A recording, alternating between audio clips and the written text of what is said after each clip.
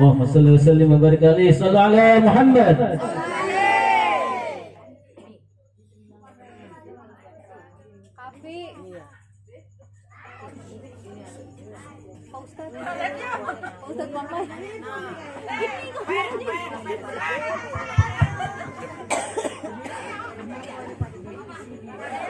Pak Ustadz Mamai, ini kameranya gimana?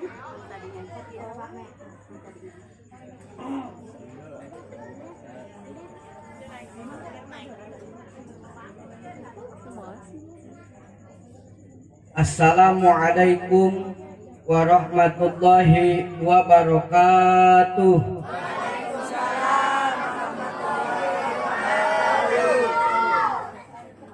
Alhamdulillahi rabbil alamin wa bihi nasta'in imamil muttaqin wa khatimin nabiyyin sayyidina Muhammadin wa ala alihi mujahidina tahirin. Ashadu an la ilaha illallahul malikul alam wa ashadu anna sayyidana wa nabiyyana Muhammadan abduhu wa rasuluh sahibul ayatil bayyinat wal munjidat. Amma ba'du, faqad qala Allah ta'ala fi ayatil karimah wa huwa asdaqul maqalah. A'udzu billahi minas syaitonir rajim. Bismillahirrahmanirrahim. Laqad ja'akum rasulun min anfusikum azizun 'alaikum ma 'anittum harisun 'alaikum bil mu'minina raufur rahim. Al-ayah wal makna wallahu a'lam bil muradih. Wa qala nabiyyu sallallahu alaihi wasallam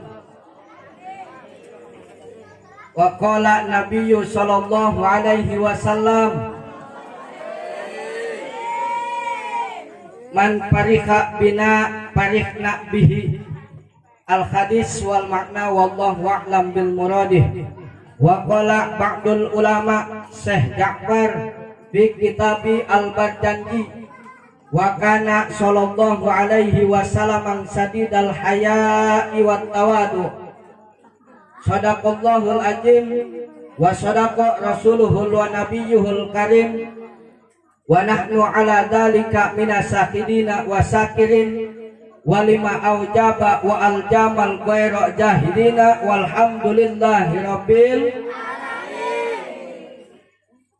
Pertama-tama mari sama-sama kita panjatkan puja dan puji syukur kehadiran Allah Subhanahu wa taala yang sebagaimana telah memberikan kepada kita beribu-ribu nikmat dan rahmatnya, bil khusus nikmat yang tidak terhitung banyaknya, yaitu nikmat sehat iman wal Islam, sehingga kita masih dapat berkumpul, bertatap muka, bermuajahah di tempat ini.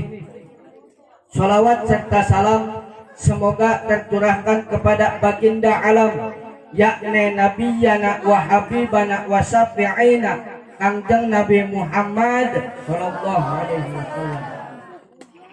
Dan semoga salawat serta salam ini sampai ke para keluarganya, para sahabatnya, rauh para tabi'in asbat tabi'innya, khusus kita semua yang malam ini kumpul di tempat ini, semoga masih mendapatkan syafaatul idmannya Rasulullah sallallahu alaihi wasallam.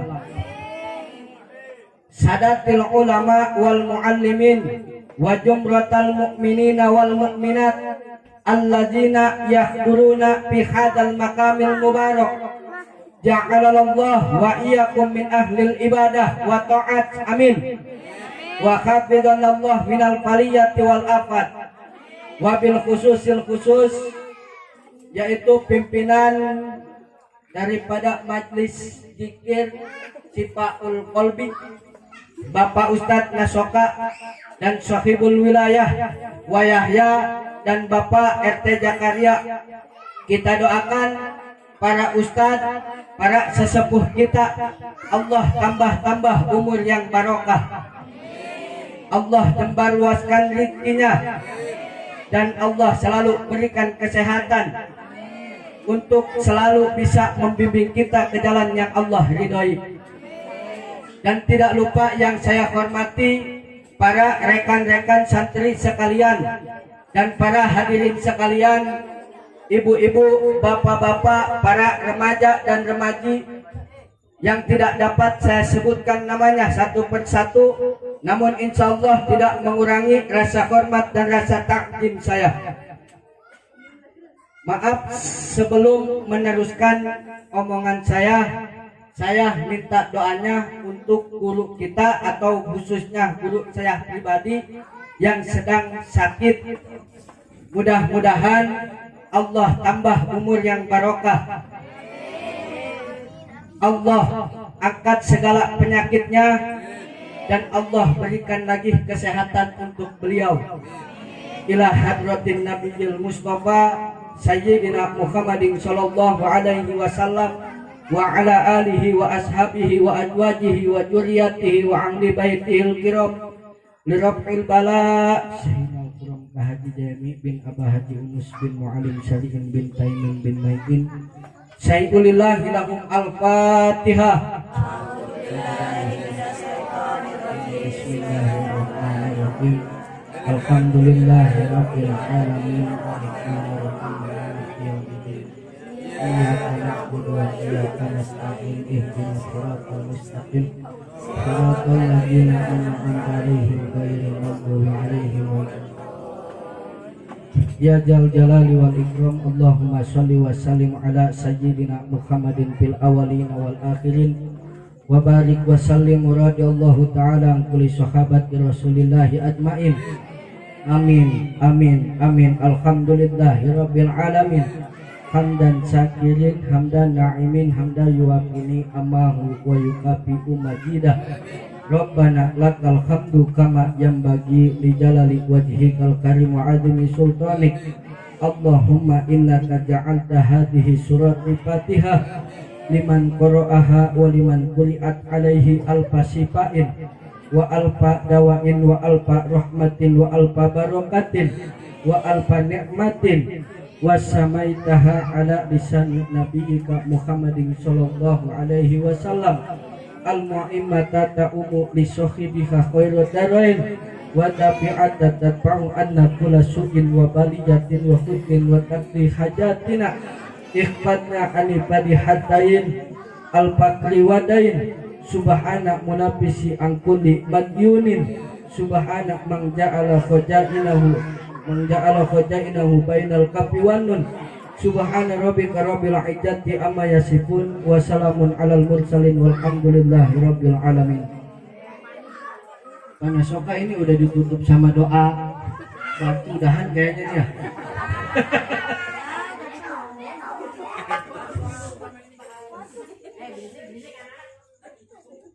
Enggak, ini udah ini ditutup sama doa, berarti udahan kali ya.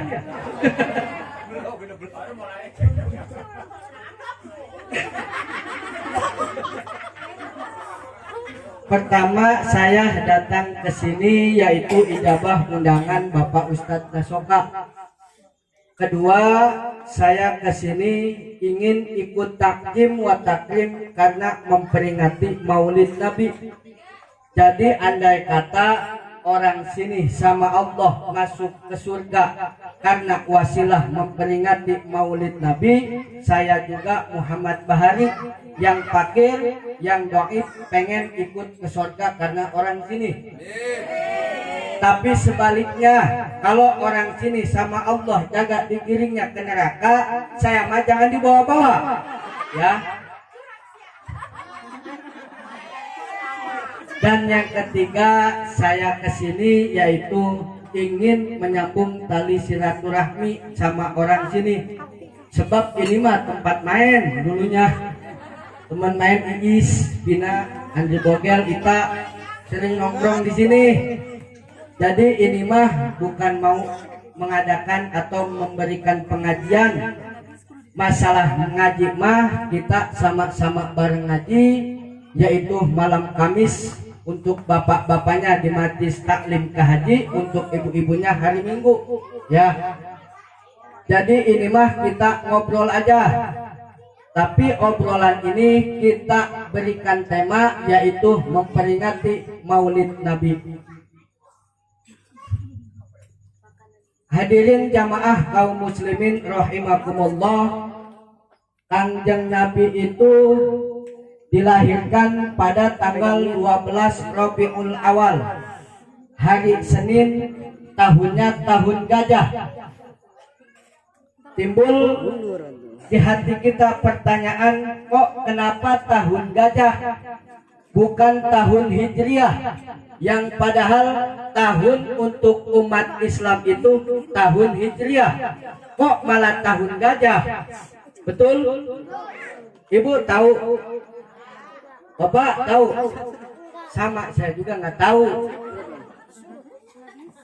Jadi saya ceritakan dan saya jelaskan. Mau denger nggak? Nggak, kalau nggak udahan nih.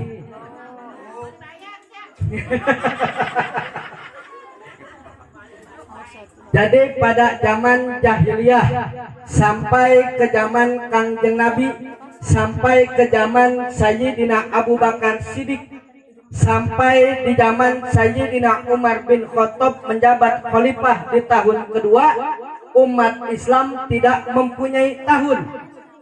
Jadi orang-orang pada waktu itu hanya mengandalkan atau memakai kalender Qamariyah, hanya menurut hitungan Syawal, Dzulqa'dah, Dzulhijjah, Safar, Muharram, tapi tidak ada tahunnya.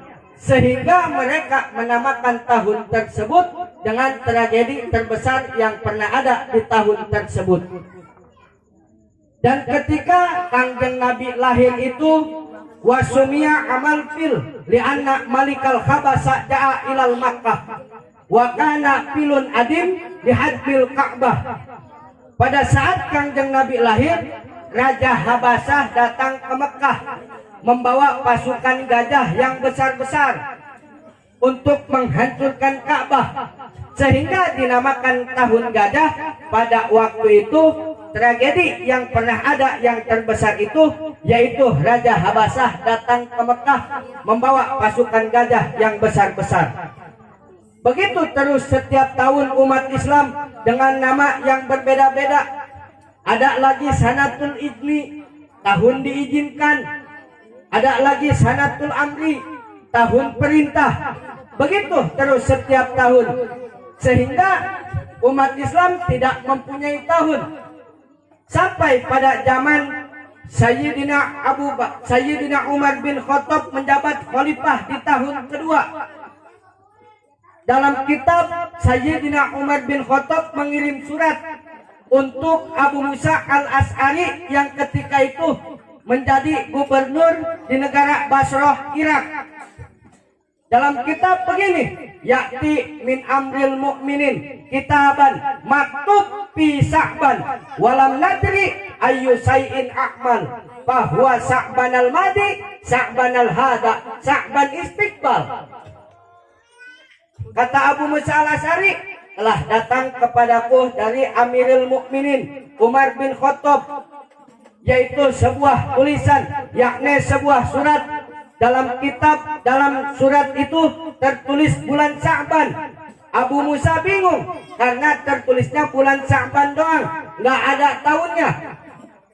Bahwa Sa'ban al-madi, Sa'ban al-hada, Sa'ban istiqbal. Aku nggak tahu, kata Abu Musa, ini Sa'ban tahun kemarin atau Sa'ban tahun sekarang atau Sa'ban tahun depan. Mendengar kabar seperti itu, Umar bin Khattab bergegas mengadakan rapat dengan para sahabat. Dalam permusyawarahan tersebut, Sayyidina Umar bin Khattab berkata, "Wa'u linnas li'arifunahu." Letakkan apa yang mampu diingat untuk manusia. Dalam permusyawarahan tersebut banyak sahabat yang memberikan masukan, memberikan usulan. Ini katanya bagaimana jikalau tahun untuk umat Islam ini diambil dari kelahirannya Nabi. Ada lagi yang usul bagaimana jikalau tahun umat Islam ini diambil dari wafatnya Nabi. Ada lagi yang usul, gimana jikalau tahun umat Islam ini diambil dari Nabi, diangkat sebagai Nabi. Banyak usulan, tapi yang diambil usulan dari Sayyidina Ali bin Abi Thalib. Apa usulan beliau? Usulan beliau letakkan tahun bagi umat Islam diambil dari hijrahnya Nabi. Makanya disebut tahun Hijriah. Karena diambil dari hijrahnya Nabi dan dari usulan Sayyidina Ali bin Abi Thalib. Jadi begitu, makanya disebut tahun gajah, karena tragedi terbesarnya Raja Habasyah datang ke Mekah membawa pasukan gajah yang besar-besar, dan dalam saat itu umat Islam belum mempunyai tahun. Dan kenapa maulid Nabi ini harus dibesar-besarkan? Kadang sampai menelan biaya puluhan juta, bahkan sampai belasan juta, bahkan sampai ratusan juta. Apa harus begitu? Atau harus? Sebab nabinya juga sudah meninggal, nabinya sudah tiada, makam Nabi di sana di Madinah. Pengen orang sini jarah ke sana, terus udah daftarnya, punya duitnya, selamat melamun. Artinya mau dibawa apa, angin puyuh. Tapi mudah-mudahan jangan kecil hati, mudah-mudahan orang sini semua Allah nasibkan jarah ke sana. Mau tahu doanya? Ikuti nih. Allahumma walnah, jual tanah. Cepat ke situ. Kata Nabi begini, hayati khairul lakum wa mamati khairul lakum. Kata Rasul, hidup saya bagus untuk kalian semua, dan meninggalnya saya pun bagus aja untuk kalian semua. Sahabat bingung, terus bertanya, kila ya Rasulullah, qad alimna hayatuka khairul lana, fakaifa yakunu mamatuka khairul lana. Tentu ya Rasul, hidup Rasul bagus untuk kami. Ini Rasul bilang meninggalnya Rasul pun bagus untuk kami, kalau itu bagaimana? Dijawab sama Rasul, hayati khairul lakum ma dumtu fikum da'autukum ilallahi bil hikmati wal mau'izati hasanah. Hidup saya bagus, kata Rasul, untuk kalian semua selagi saya berdakwah, ngajak kepada umat, istanqajana minan nar minad dolalah ilal hidayah, dari sasar kebenaran kita diajak oleh Rasulullah. Nyatanya hidup saya, kata Rasul, bagus untuk kalian semua. Dan ini Rasul pun bilang meninggalnya Rasul pun bagus untuk kita. Kalau itu di mana bagusnya? Wa dzalika anna a'malakum tu'radu alayya fi kulli yaumi isnin wa khamis, fama ra'aitu min khairin istabsartu bihi wa ma ra'aitu ghaira dzalika istaghfarullah lakum. Kata Rasul, meninggalnya Rasul pun bagus untuk kita. Mana bagusnya? Sebenar-benarnya amaliyah kita bakal diperlihatkan tiap-tiap hari Senin dan hari Kamis. Makanya kita disunahkan puasa Senin Kamis, supaya diperlihatkan amaliyah di hadapan Rasulullah lagi ibadah, nyatanya puasa. Pama ra'aitu min khairin, di mana-mana Rasul melihat umatnya yang sedang berbuat baik, melihat yang sedang sholat, melihat yang sedang berzikir, melihat yang sedang baca sholawat, bahagia itu Rasulullah. Tapi sebaliknya, di mana-mana Rasul melihat umatnya yang sedang berbuat keburukan, apakah Rasul benci kepada kita? Tidak. Istaghfarullah lakum, malah Rasul memintakan ampunan untuk kita semua. Makanya katanya muludan, habis puluhan juta, habis belasan juta, habis ratusan juta, nggak ada apa-apanya jikalau dibandingkan dengan jasanya Rasulullah kepada kita. Apalagi ketika Rasul wafat, sangat amat perhatian kepada kita. Jikalau ada waktu saya ceritakan, kalau nggak ada waktu buat tahun depan. Itu biar undang lagi. Gimana gitu Rasulullah perhatiannya ketika dilahirkan oleh ibunya, khoro sajidan, langsung nyucruk dan sujud. Apa yang disebut? Ummati, ummati, ummati. Nyucruk bahasa Indonesianya apa itu karena?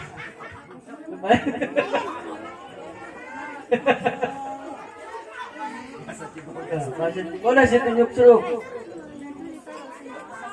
Sujud. Jadi ummati, ummati, ummati, umat saya, umat saya, umat saya. Lagi bayi udah menyebut nama umat.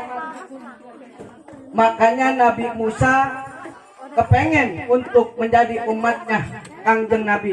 Kata Nabi Musa, jikalau saya dilahirkan setelahnya Muhammad, yakin saya pengen jadi umatnya Kangjeng Nabi. Makanya kita mah udah gak harus puasa lagi, udah jadi umatnya Kangjeng Nabi Muhammad. Patut bersyukur. Patut bersyukur kita udah enggak usah puasa lagi, udah jadi umatnya Kangjeng Nabi. Karena Kangjeng Nabi ini sudah mengungguli daripada nabi-nabi dan rasul-rasulnya Allah. Di mana Kangjeng Nabi unggul? Pertama, fi khalqin, dalam bentuk jasadnya. Bagaimana jasad Rasulullah? Jikalau diceritakan jasad Rasulullah, jikalau diceritakan jasadnya Kangjeng Nabi, orang yang mendengarkan cerita jasad Kangjeng Nabi ini tidak akan bisa makan jarak ukuran 3 bulan. Kenapa? Karena ta'ajub, karena aneh melihat saking indah-indahnya jasad Rasulullah.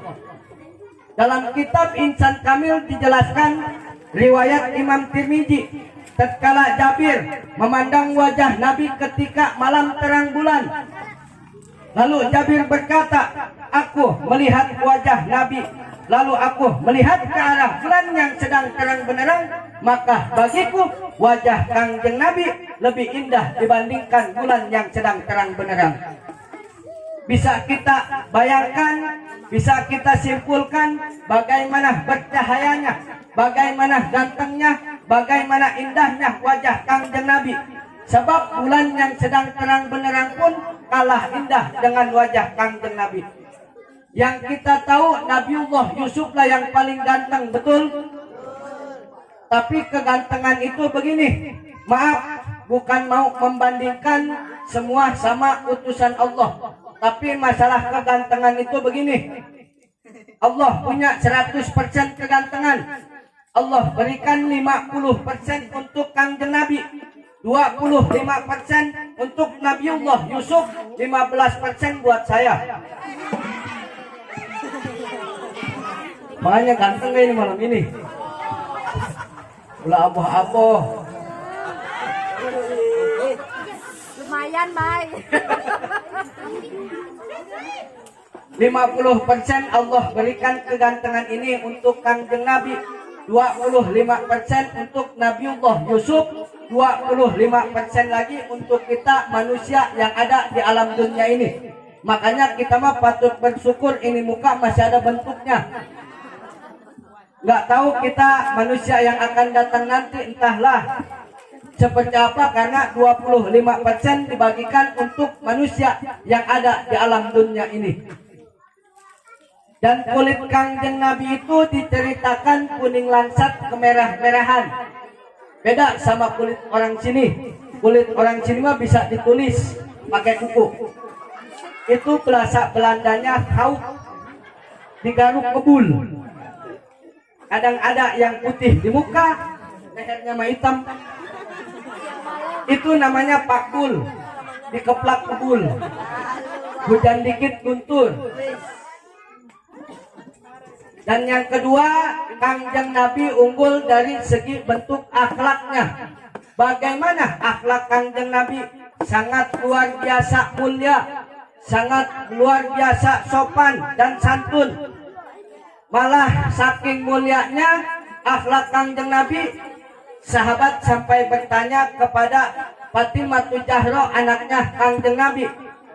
Kata sahabat, wahai Fatimah, ma khuluquhu, apa sih akhlaknya Nabi sehingga mulia?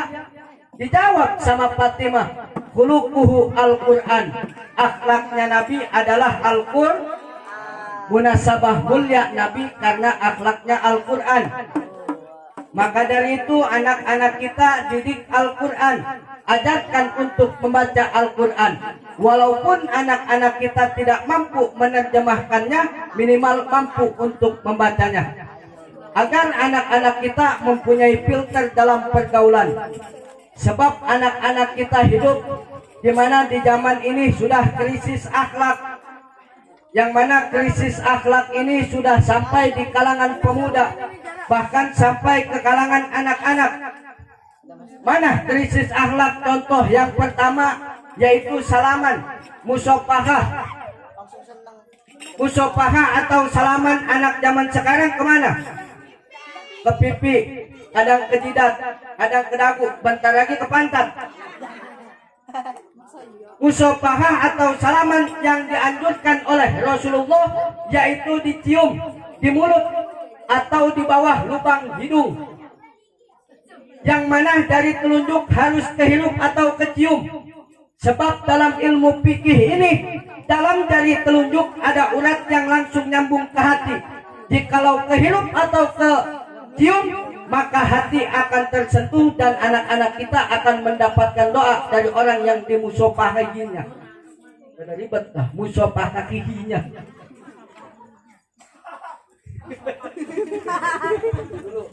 Minum dulu. Iklan.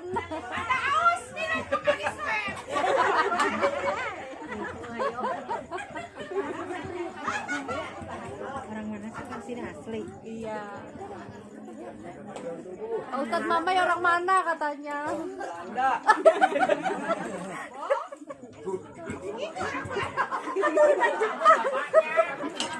Duduk aja ya. Iya. Kadang ada rentek. Kandahan. Enggak.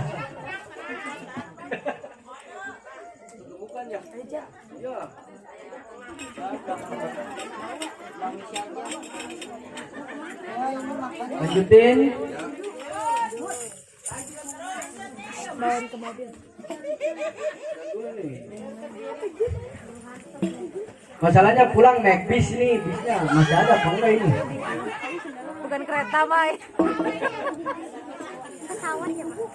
Jadi anak-anak kita hidup di zaman krisis akhlak, zaman dimana yang harusnya ditutup-tutupi malah diperlihatkan, yang seharusnya diperlihatkan malah ditutup-tutupi, yang dikatakan kids zaman now, generasi yang terlalu banyak makan mecin, yang menetap sepenuh hati ditinggalkan, yang menetap bermain hati ditinggikan. Tenang Mang, semua akan cie-cie pada waktunya.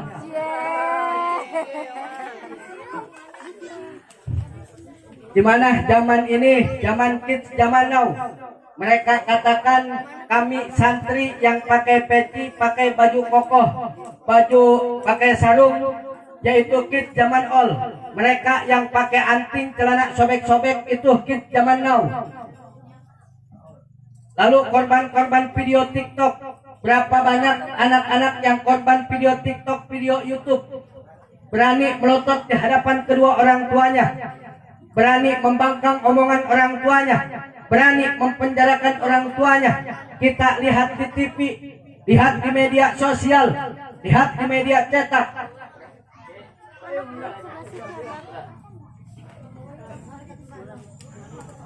Neng tinggal mana nih? Sama siapa di sini ya? Sama siapa gimana rumahnya di sini? Anak kecilnya tak suka. Ini dulu, ini Pak Ustaz.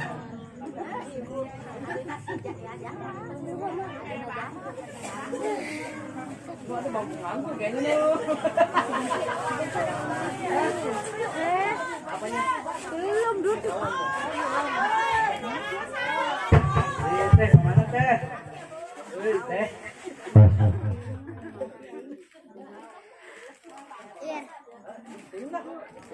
Lanjut Bu, lanjut. Lanjut. Udah malam, Lanjut. udah malam. Belum juga salah. Tik tik tik. Maju, maju.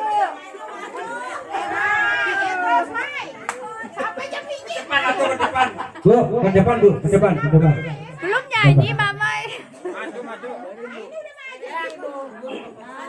Nyuruhnya doang. Ini nyuruh anak ngaji, tapi orang tuanya nonton TV. Ibunya nonton Andin, bapaknya nonton bola. Jadi anak-anak gak bisa itibar kepada kita. Saya juga masih seorang santri, ngaji itu capek emang, pusing. Tapi kata Imam Asy-Syafi'i berkata, man lam yajuk marro ta'alumi sa'atan baqiya dunal jahli tuli hayati. Siapa orang yang tidak mau merasakan pusingnya, yang tidak mau merasakan capeknya, yang tidak mau merasakan letihnya menuntut ilmu sesaat, dia akan menelan pahitnya, capeknya, hinanya, kebodohan selama-lamanya. Maka dari itu kita harus mau untuk mengaji. Anak-anak kita pun didik agamanya, agar anak-anak kita menjadi anak-anak yang soleh dan solihah. Dan duduknya kita di sini bersolawat kepada Allah, kepada Rasulullah. Ketika disebutkan nama Kangjeng Nabi, kita menyambutnya dengan solawat. Sebab ada satu cerita, ada seekor kijang yang diburu oleh seorang pemburu. Begitu dapat itu kijang, lalu diikat, hendak dibawa pulang. Di tengah perjalanan, kijang ini dan para pemburu ini bertemu dengan Rasulullah. Atas izin Allah, kijang ini mampu bicara. Dia ngomong kepada Rasulullah, ya Rasul, tadi aku sedang mencari makan. Anak-anakku di sarang sedang menungguku. Aku ingin memberi makan dan ingin menyusui anak-anakku. Ya Rasul, katakan kepada pemburu ini, lepaskan aku sesaat. Aku ingin balik ke sarang untuk memberi makan anak-anakku, ya Rasul. Lalu kata Rasul, bagaimana jikalau engkau membohongi, ya kijang? Kata kijang, jikalau aku bohong, aku ingkar dengan janjiku. Jikalau aku ingkar, aku siap, aku ridho dilaknat oleh Allah, sebagaimana Allah melaknat orang-orang yang ketika disebutkan namamu, mereka tidak mau menjawabnya dengan sholawat. Dan juga kita beruntung di sini bersolawat kepada Rasul. Sebab kata Rasul, man shola alaya sholatan, sallallahu alaihi biha asroh. Siapa orang yang bersolawat kepadaku, kata Rasul, sekali, maka Allah solawat kepadanya 10 kali. Solawat dari Allah adalah rahmat. Kita punya solawat dibawa ke hadapan makam Kangjeng Nabi. Kata malaikat, ya Nabi, Fulan bin Fulan, Fulanah binti Fulanah bersolawat kepadamu, ya Nabi. Apa kata Nabi? Bawa solawat mereka ke hadapan Allah. Dibawa, kita punya solawat ke hadapan Allah. Lalu malaikat berkata, ya Allah, Fulan bin Fulan, Fulanah binti Fulanah bersolawat kepada kekasihmu, ya Allah. Apa kata Allah? Akan aku jadikan dari setiap satu huruf solawat yang mereka baca, satu huruf dari setiap salawat yang mereka baca. Contoh, kita bersolawat Allahumma sholli ala Muhammad wa ala ali sayyidina Muhammad wa barik wa sallim.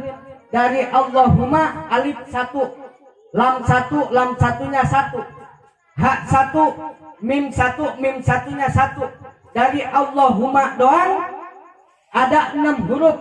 Dari setiap huruf salawat yang kita baca, Allah jadikan 360 malaikat.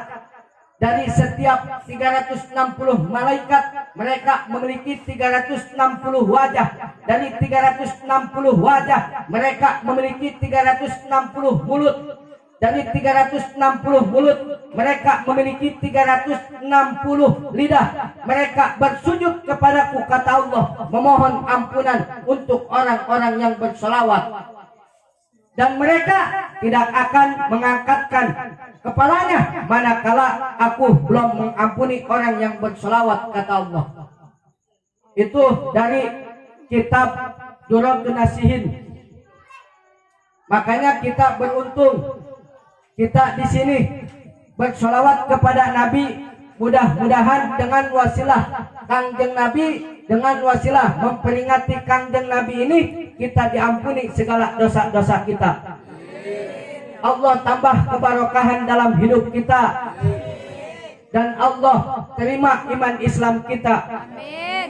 Hanya ditempatkan di tempat yang diridhoi oleh Allah Subhanahu wa taala. Amin bae eta jangan mau.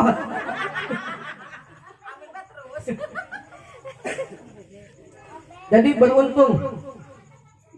Dan mungkin dari saya cukup sekian. Kurang lebihnya saya mohon maaf. Rada kurang fokus. Soalnya pikiran buruk baik menuju gering. Tadi di Cisereh saya di jam 11 sampai maghrib karek balik. Mudah-mudahan guru orang diberikan kesehatan lagi. Amin. Dari saya cukup sekian, kurang lebihnya saya mohon maaf. Wabillahi taufiq wal hidayah. Ihdinas siratal mustaqim. Assalamualaikum warahmatullahi wabarakatuh.